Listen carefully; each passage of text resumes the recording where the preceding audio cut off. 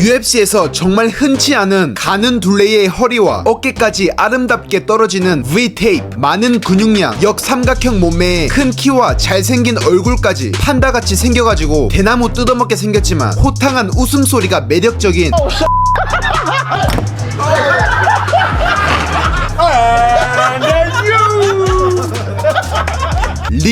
리오니 엄마 레스토랑. 저 자메이카 음식 맛이 개인적으로 진짜 진지하게 궁금한 존나게 뜬금포인 주인장, 자메이카 영국 혼혈 판다 리온 록키 에드워즈. 지극히 개인적인 기준 UFC에서 가장 깐지나는 파이터 탑 5 안에 드는 파이터입니다. 일단 몸이 예쁜 건 싸움이랑 1도 상관없으니까 옆으로 치워두고, 리온 에드워즈의 피지컬은 큰 키를 가지고도 체급 내에서 많은 근육량을 가지고 있습니다. 상체부터 하체까지 너무 잘 발달되어 있습니다. 자, 에드워즈의 몸을 딱 볼 때 눈에 띄는 신체 부위가 있습니다. 바로 코어통인데, 에드워즈의 코어통에 대해서 조금만 살펴보겠습니다. 에드워즈의 몸이 모델 몸이라고 좀 이슈가 있었죠. Never seen a welterweight in my life with such small, slim waist like you. Can you explain this unique physique and maybe when you go to mirror and looking at you and say, man, I have freaking small waist?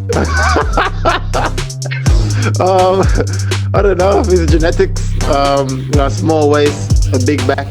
I should be a fucking model to be fair. 자, 남성의 몸의 미적인 면에서 어깨 넓이, 대가리 크기와 함께 제일 중요한 요소가 바로 허리 둘레입니다. 흔히 역삼각형 몸매라고 불리는 몸을 가지기 위해 중요한 요소 중 하나죠. 에드워즈가 코어통이 가는 건 에드워즈가 코어 운동을 안 해서 가는 게 아니라 타고난 코어통이 작은 겁니다. 그냥 허리가 가는 것이죠. 그냥 그렇게 태어난 겁니다. 이렇게 코어통이 작다면 힘에서 밀릴 가능성이 많습니다. 에드워즈 완력 지리는데 뭔 개소림 이라고 생각하시는 분들이 분명히 있겠죠. 에드워즈 완력 좋습니다. 하지만 똑같은 조건의 사람 2명이 있다면 코어통이 두껍고 하체가 더 발달되어 있는 사람이 힘싸움에서 유리해질 가능성이 정말 높아집니다. 에드워즈의 상체 그리고 엉덩이부터 허벅지까지의 발달이 정말 좋고 188cm로 체급 내에서 큰 키를 가지고도 밸런스가 좋습니다. 또한 에드워즈의 운동 단위, 동원 능력이 좋을 수도 있는 등 케이지 안에서의 힘싸움은 여러가지 요소들을 고려해야 하는 부분이죠. 코어통만으로 힘을 결정짓는 것은 당연히 아니지만 만약 에드워즈의 코어통이 우스만 정도의 코어통이었다면 케이지 안에서의 힘싸움은 분명 더 세집니다. 즉 같은 조건이면 하체와 코어가 두꺼운 사람이 힘싸움에서 정말 높은 확률로 유리하다는 것이죠. 에드워즈를 보면 타격가로서 딱 발달되어 있어야 할 부분만 발달되어 있습니다. 등과 팔, 엉덩이와 허벅지, 게다가 큰 키에서 나오는 기본적인 팔, 다리 길이까지 타격가로서 이상적인 신체를 갖고 있습니다. 근데 에드워즈 동생은 저 형인가? 자, 에드워즈의 훈련들을 보겠습니다. 에드워즈의 피지컬 훈련들은 알렉스 페레이라와 비슷한 피지컬 훈련 스타일을 보여줍니다. 체계적이고 구체적입니다. 타격 훈련에서는 복싱, 킥복싱 스타일보단 무에타이식 훈련에 비중을 많이 둡니다. 그리고 눈에 띄는 모습이 그래플링 훈련에서 유연한 주짓수 기술 훈련보다는 좀 더 무겁고 터프한 테이크다운, 클린치, 레슬링, 오펜스, 디펜스, 백을 잡혔을 때 디펜스 등 힘싸움을 하고 여러 상황들에서 어떻게 힘을 효율적으로 쓰고 대처하는지에 신경을 많이 쓰는 모습을 보입니다. 올라운드 파이터인 에드워즈지만 에드워즈의 근본은 레슬러가 아닌 타격가입니다. 그럼에도 에드워즈는 완력이 미쳤었던 괴물 그래플러 카마루 우스만 상대로도 좋은 모습을 보이죠. 훈련들 자체가 다 무겁습니다. 이건 같은 타격가로서 무겁고 큰 레슬러들 사이에서 살아남은 이스라엘 아데사냐에게도 비슷한 모습을 보입니다. 레슬링화를 신고 하는 전문적인 레슬링 훈련들에서 수없이 반복하는 레슬링 드릴을 통해 신체를 그 상황에 적응시키고 효과적이고 좀 더 두꺼운 힘싸움을 하는 법을 익힙니다. 이건 분명 멘탈에도 영향을 미칩니다. 레슬러들과 타격가들의 차이는 힘이 세다, 레슬링을 잘한다 뿐만 아니라 분명 더 터프하고 야생적인 멘탈을 가지고 있습니다. 물론 무조건 레슬러들이 더 강한 멘탈을 가지고 빡세게 훈련한다라고 볼 수는 없지만 근본이 레슬러인 파이터들이 타격만 해온 근본이 타격가인 파이터들보다 기본적인 스트렝스와 멘탈이 강할 가능성이 높다고 봅니다. 에드워즈나 아데사냐를 보시면 레슬러들과 적극적으로 몸을 섞는 데에 거부감이 없습니다. 심지어 에드워즈는 우스만에게 테이크다운 태클을 먼저 걸기도 했죠. 근본은 타격가이지만 터프한 레슬링 훈련들로 레슬러들에 대한 거부감이 적고 익숙합니다. 자, 에드워즈는 레슬링에서 정말 빼놓을 수 없는 스트렝스 앤 컨디셔닝 훈련인 슬랫 드랙 같은 훈련도 빠짐없이 하는 모습을 보입니다. 자, 이 슬랫 드랙은 제가 개인적으로 좋아하는 훈련 중 하나인데 무겁고 힘이 세다 못해 거의 시베리아 곰급인 느린 상대들을 상대해야 하는 미식축구 선수들이나 레슬링 선수들에게 정말 효과적인 운동입니다. 에드워즈 같은 파이터들은 힘이 센 레슬러들의 들어오는 힘에 저항을 해야 하는 입장인 경우가 많기 때문에 슬랫 드랙과 같은 무거운 무게를 빠르게 움직이는 Low Velocity Strength 훈련을 하는 것입니다. Low Velocity Strength를 해석하면 느린 속도의 스트렝스입니다. 여기서 하나 더 보태자면 by resistance인데 Low Velocity Strength by resistance, 즉 본질적으로 속도 자체가 느린 스트렝스가 아니라 무거운 저항 때문에 절대적 속도가 느려지는 스트렝스라 할 수 있겠습니다. 빠르게 무게를 이동시키지만 무거운 무게 때문에 절대적 속도가 느려지는 것이죠. 미식축구에서 공을 갖고 빠르게 뛰지만 질량, 즉 상대의 몸무게와 힘을 이겨내면서 스프린트를 가져가야 하고, 레슬링에서도 상대의 강한 태클과 클린치에 맞서 무거운 힘과 무게에 저항해야 하는 힘이 필요합니다. 항상 레슬링 싸움을 먼저 걸어오는 입장인 우스만, 하빕 같은 파이터들은 빠르고 폭발적인 힘을 써야 하고 그 힘을 저항하거나 이겨내는 힘이 Low Velocity Strength라고 생각하시면 되겠습니다. 격투기에서 타격으로 먹고 사는 에드워스, 아데사냐, 오말리, 페레이라에게 이러한 힘은 특히 UFC에서는 필수입니다.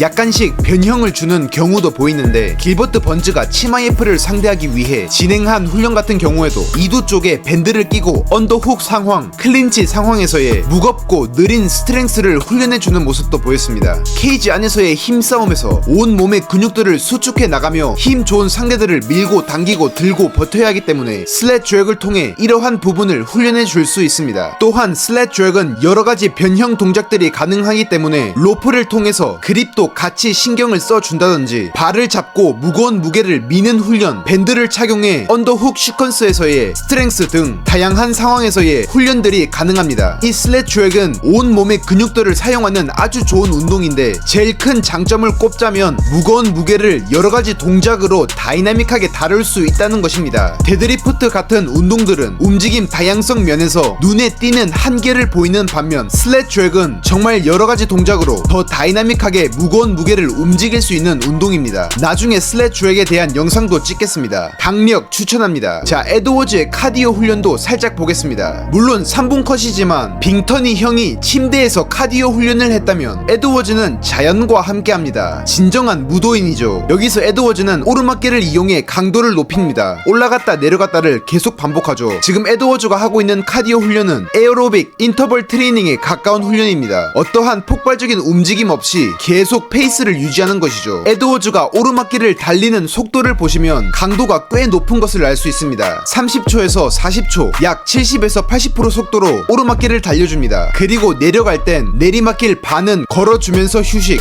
남은 반은 조깅으로 회복해줍니다. 그리고 다시 오르막길을 올라가는 것을 반복합니다. Work and Rest Ratio, 운동과 회복 사이의 비율은 1대1에서 1대2 사이입니다. 즉 오르막길을 올라가는 시간보다 휴식 시간이 거의 동일하지만 조금은 더 많은 것을 볼 수 있죠. 자, 저번 영상에서 콜비 코빙턴이 했던 훈련과는 다른 점을 보입니다. 코빙턴은 높은 강도, 즉 폭발적인 움직임과 낮은 강도, 많은 볼륨의 움직임을 여러 종목으로 섞어주면서 진행을 해줬다면, 여기서 에드워즈는 70%에서 80%의 강도의 페이스를 계속 유지해주는 데 포커스를 맞추고 있습니다. 전체적인 에드워즈의 스트렝스 앤 컨디셔닝 훈련은 전형적인 MMA 애틀리트, 격투기 운동선수의 훈련들로 정석적인 훈련들을 보여줍니다. 안 된다고 하면 안 하고, 해야 할 것들을 하는 말 잘 듣는 아들처럼 정말 해야 할 것들을 하고, 자신에게 해로울 가능성이 있는 것들은 철저히 배제하는 모습을 보입니다. 이러한 면들을 미루어 보았을 때 알렉스 페레이라와 비슷한 훈련 방식을 고집한다고 볼 수 있겠고, 토니 퍼거슨이랑은 반대의 철학을 가지고 있습니다. 이러한 스타일을 고집한다고 해서 더 좋다고 할 수도 없고 안 좋다고 할 수도 없습니다. 파이터의 스타일과 신체가 다 다르기 때문이죠. 그리고 분명 플라시보 효과도 존재한다고 생각하기 때문에 신체를 정확히 알고 분석해서 훈련들을 진행하는 게 제일 효과적이라고 생각합니다. 아, 이번에 새로운 채널 하나를 만들었습니다. 개 오글거리는 채널 이름은 격투 맛집입니다. 피지컬 아카데미 채널에서는 스트렝스 앤 컨디셔닝과 수많은 정보, 지식들을 다룰 것이고, 격투 맛집 채널에서는 다양한 종류의 재밌는 격투기 영상과 더빙 등 다양한 영상들을 업로드할 예정이니 관심 있으시면 구독 부탁드립니다. 댓글에 링크 걸어두겠습니다. 더욱 재밌고 유익한 영상으로 돌아오겠습니다. 감사합니다. 피지컬 아카데미였습니다.